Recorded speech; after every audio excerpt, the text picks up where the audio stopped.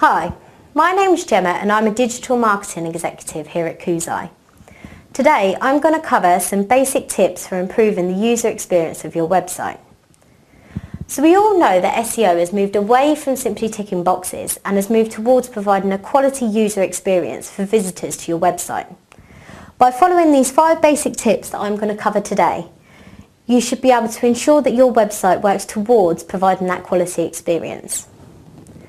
Number 1, appearance. So we all know that first impressions count. This is no different online than it would be in everyday life. You need to ensure that your website appears trustworthy to your users. This is so that they feel comfortable being on your site and comfortable interacting with it. Next of all, you need to ensure that your website is attractive and pleasing to the user's eye. If this isn't the case, they won't be willing to spend time on site. Finally, you need to ensure that the appearance of your website is consistent with your brand. Users will have a relationship with your brand, that this consistency will also draw upon that relationship and make them feel more comfortable to be on your website.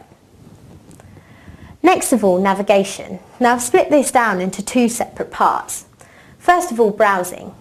When a user is browsing through your products, your key categories and money-making pages should be accessible from every page of your website. This is to allow users to easily navigate between them. Next of all, the checkout process. Now it's important that you portray a clear path so that the user knows exactly what they should be performing at each stage and then where they should be progressing on to. Users want their journey through the checkout process to be as uncomplicated as possible. Next of all, personalisation. Now this is something we're seeing more of within the online industry. So when you sign into a website, it comes up across the top, "Hello Gemma," or "Welcome back Gemma." This is this kind of thing. By making users feel welcome to your site and drawing upon their previous experiences, they feel more welcome and comfortable being there.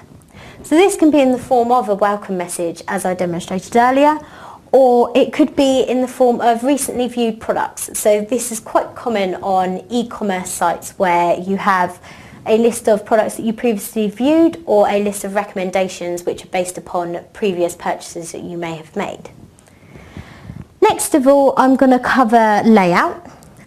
This is one of the areas that being more creative online isn't necessarily the biggest perk. Users become familiar with certain templates, so it's kind of industry standard to have the logo in the top left, the call to action in the top right, and the main key categories across the top of the page. Now, if you mess all of that around and change the template, users no longer know where to look for certain buttons and things that they're looking for. This makes their experience more difficult for them, and it means that they have to put a lot more effort in. Therefore, sticking with this familiar template could actually work in your benefit. Next of all, scrolling. It's important to make sure that your website only needs to be scrolled vertically or horizontally, not both. This makes it easier for the user to navigate around your web page and also gives them a clear directional path in which way they should be moving around the page. Finally, responsive design. Ensure that your website is enabled to be able to appear on a multitude of different devices.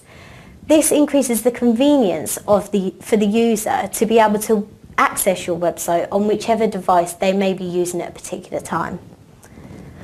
Finally, I'm going to cover language. Now, again, this is another area where creativity may not work in your favour.